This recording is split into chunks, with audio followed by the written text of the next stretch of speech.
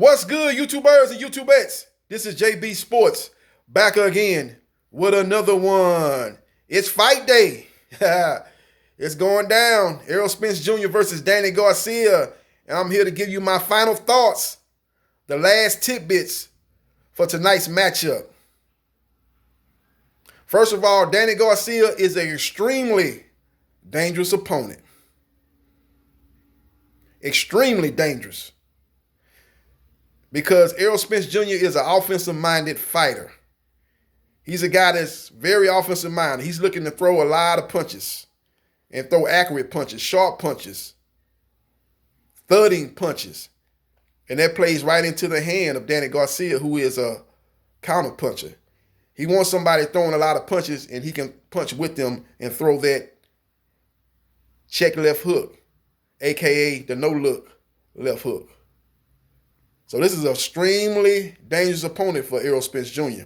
Errol Spence Jr. is another fighter that likes to go to the body. And if you go to Danny Garcia's body, you're playing right into his hands. He's got great timing, great counterpuncher. He discourages all his fighters from going to his body. The only guy that was able to go to his body successfully was Lamont Peterson. And Lamont Peterson didn't do it till the second half of that fight when Danny Garcia had lost a lot of his steam as he had dominated the first 6 rounds of that fight.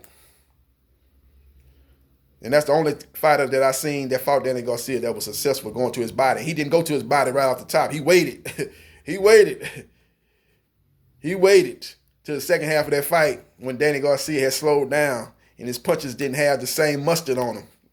And that's when he would start going to the body. He was willing to kick in that front door and come in unannounced at that time because he knew the person on the other hand of that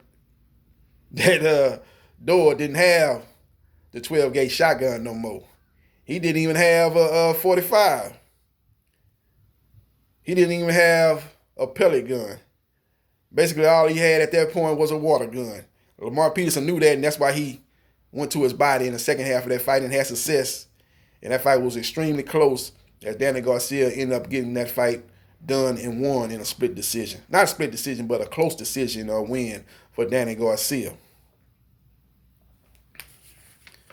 Danny Garcia is an extremely dangerous opponent, ladies and gentlemen. I'm here to tell you.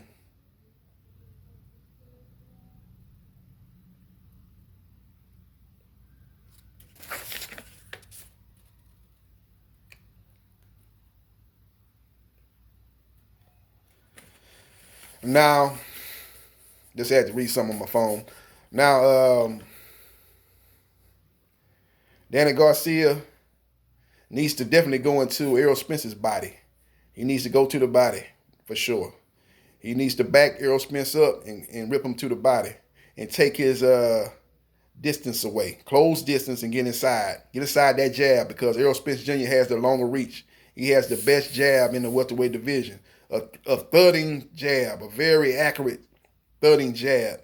It's going to make Danny Garcia have to reset if he's not able to take that jab away. He's a southpaw, so he's throwing the right jab, and he's looking to land the straight left. So that right jab he's throwing is actually playing right into the hands of Danny Garcia's no-look left hook, his check left hook.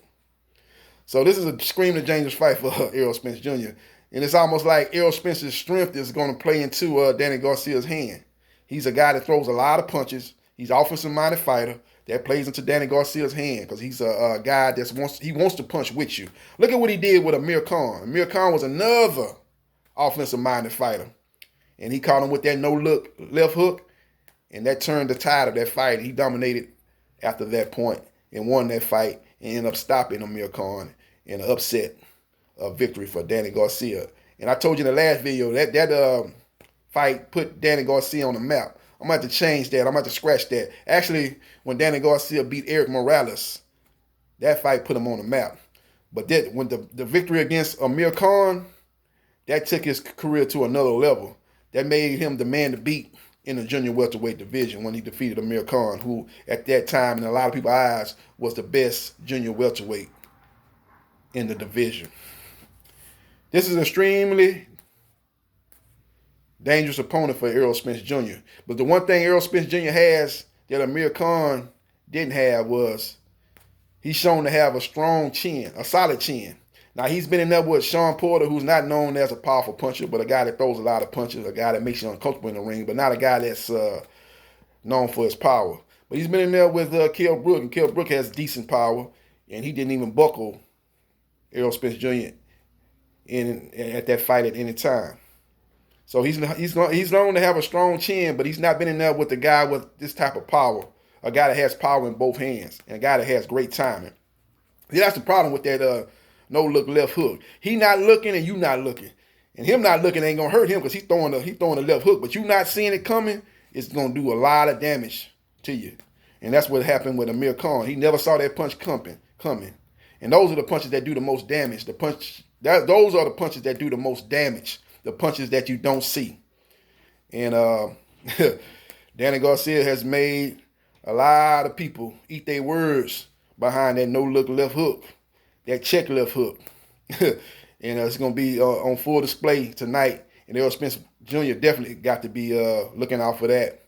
But Errol Spence Jr., like I said, has a better chin than Amir Khan. So maybe if he can take those punches and maybe take that left hook, be looking for the left hook, be more defensively responsible than Amir Khan was, who's a guy that throws a lot of punches and stays in range too long. And that's why he's caught and knocked out in several fights.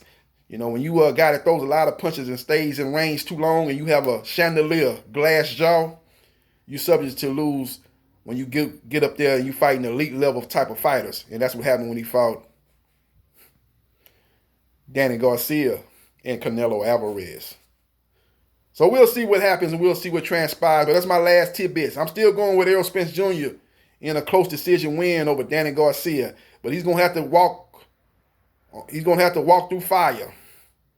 He's going to have to face some adversity. He's going to have to dig deep. He's going to have a plan B, a plan C, and even a plan D in this particular matchup.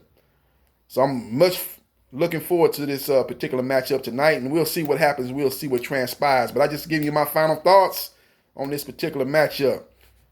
Now, what Danny Garcia has to watch out for is he's going to have to let his hands go a little bit more. He's a guy that doesn't like to waste punches. When he throws his punches, he's looking to connect. He's looking to be sharp. He's looking to land sharp, accurate punches and sharp, powerful punches. But he's going to have to be a little bit more busier because in the Sean Porter fight, the reason why he lost that fight, or at least the main reason why he lost that fight, was because Sean Porter outworked him. Sean Porter threw more punches than him, even though the more clear, crisp punches were probably landed by Danny Garcia. But the fact of the matter is, Sean Porter threw more and ultimately landed more punches, and that got him the unanimous decision victory over Danny Garcia. He's got to watch out for that against Errol Spence Jr., who is another guy that's a busy fighter. He's throwing punches. He's offensive minded, like I stated earlier. And Danny Garcia can't get caught up like he did in the Sean Porter fight, and even to a lesser extent the Keith Thurman fight, who outworked him in a big way early in that fight. He came on late on in that fight, but he dug himself too deep a hole. And ultimately, Keith Thurman was able to walk away with a split decision victory. He's got to watch out for that tonight. He said in videos that, in interviews, that he's going to be more busier. He said if he thinks the round's close, he's going to go to that extra gear and throw more punches and try to close that round out in emphatic fashion to get those close rounds in his favor. So we'll see what happens and we'll see what transpires. But again, I got Errol Spence Jr.